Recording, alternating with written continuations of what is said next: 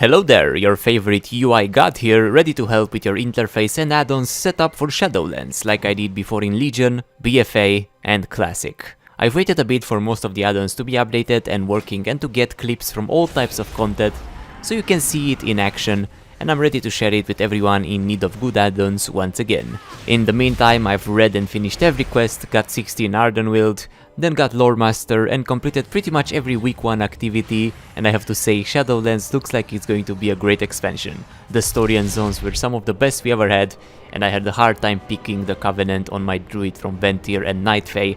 Revendred is such a cool zone visually, and it feels like home with all the Transylvanian and Romanian references and names, even found a dead Remus on the ground, but I went Night Fae because the ability they give is way too fun, and Otherworld is a really beautiful zone, and it fits a druid more, especially after losing a tree already. But I already got an alt in each of the other 3 zones, and more to join later on. But anyway, you are here for the interface, let's get to the add-ons. I'll talk more about 10 essential add-ons or parts of the interface I suggest using, then a bunch more smaller quality of life add-ons and a few interesting ones. I changed it a bit since my BFA video, quite a lot of new add-ons, additions, some replacements and some big changes I made to LUI that is still my core UI add-on that changes most of it. Still customized it a lot, so the game doesn't look completely different and it won't interfere so much with your interface like LVUI for example. I like that one too, tried making it a more minimalistic look, but I still prefer the combination of LUI plus a bunch of other add-ons. So if you want an overhaul for many of the things you use, my first add-on recommendation is LUI, but with a lot of changes so it's not too clustered. I will have at the end of the video a setup guide so you can follow, as well as show you all my settings. The hardest part to set up are the unit frames. Luckily you can just import my settings inside and they will look like this. I think the LUI unit frames are the best looking out of all the add-ons that deal with that, and unit frames are probably the most important component of the interface.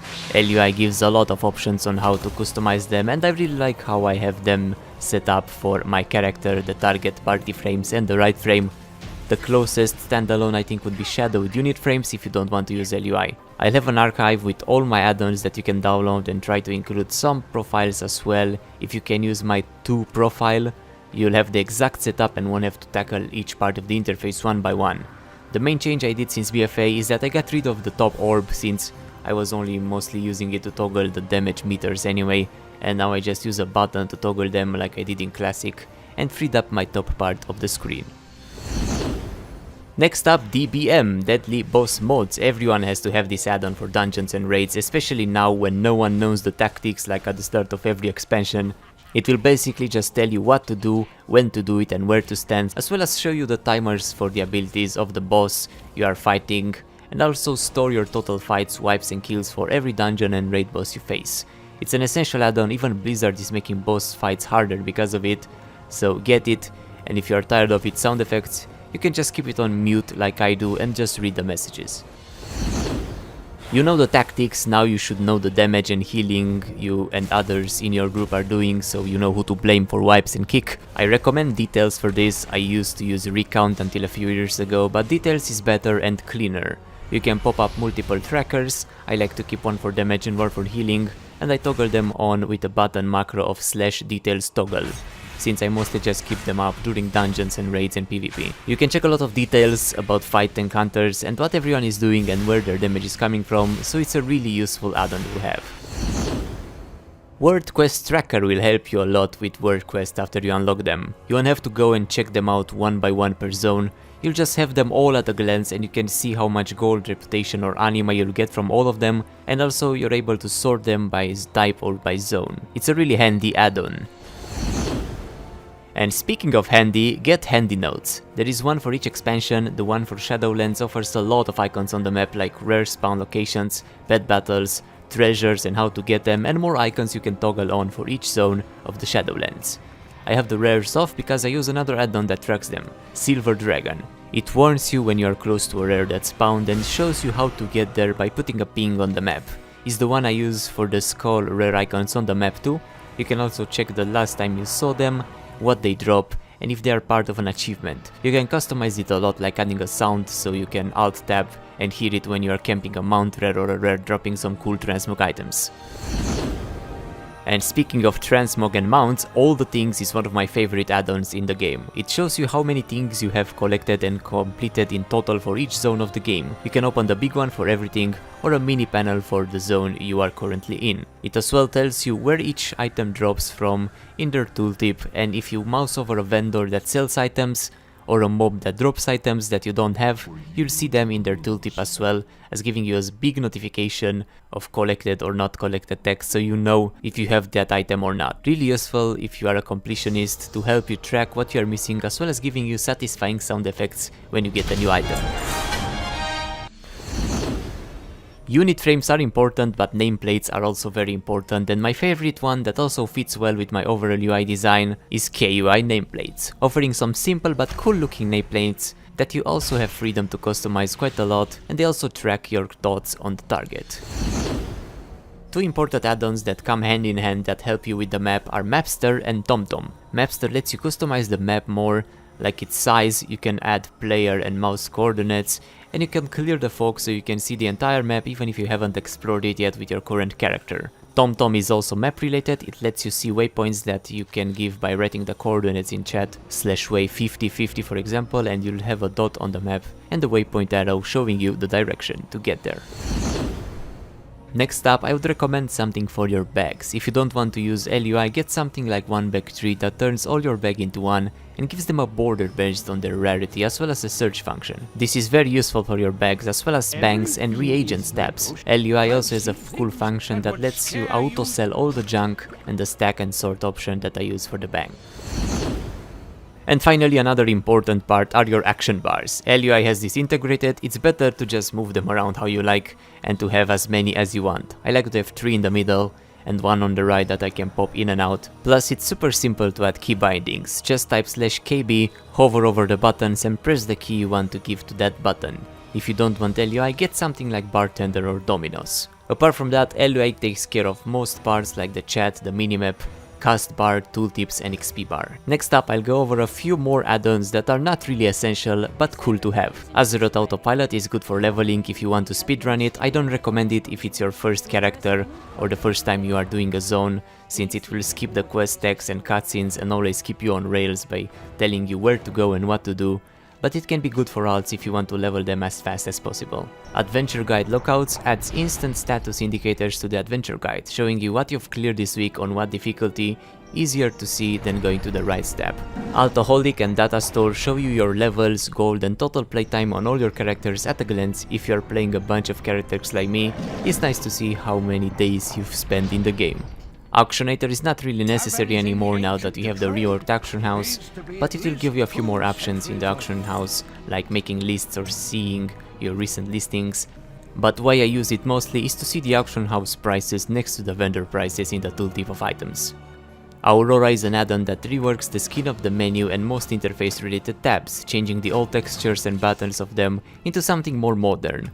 You can also use it for chat bubbles, making them a bit cleaner. Seriously Blizzard, they changed the buttons and menus in the main menu, but you still see the pixels on those same red buttons in game. I like this cleaner look it provides, though it may take a bit to get used to. The only part I didn't like is the achievements tab, but I got another add-on that helps me with that, and I'll show you later. Better Wardrobes shows you more transmog sets with a tab of extra sets you can have, and a tab of your saved ones, as well as bigger dressing room with more options to it. I don't use its tooltip function since All the Things already does that for me, but it has a cool option that lets you preview items by holding a key without needing to control click them. Broker Money Full shows you how much gold you have across all your characters on a server. Error Filter gets rid of annoying interface error messages. Gladius is useful for arenas to better see the unit frames of the enemies and their trinkets and CC timers. Instance Portals displays the entrances for every dungeon and raid on your map. Kill Track shows you how many times you killed a mob. You can enable it to show in the tooltip as well, or check the full list of kills.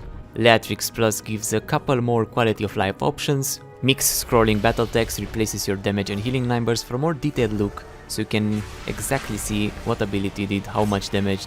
I used to use it all the time, but now with the smaller numbers, and after playing Classic a lot last year, I usually prefer the normal Blizzard numbers now. but it is a really useful add-on. More stopwatches lets you use multiple stopwatches if you ever need them. OPI groups abilities into rings that show up when you hold the key binding. I use this for mounts mostly. I got a ring that sets up my favorite mounts.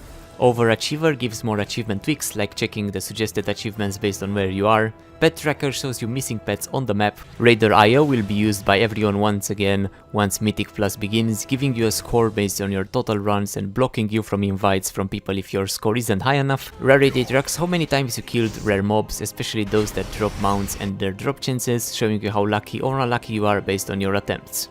Rematch gives a more advanced interface for the pet journal where you can save custom themes and see more pet details. Storyline offers more enchanted quest storytelling. Talent set manager saves talent sets so you don't have to keep changing them all manually. Titan panel gives a lot of info, but I only use it sometimes to track the XP per hour and how fast I'm leveling.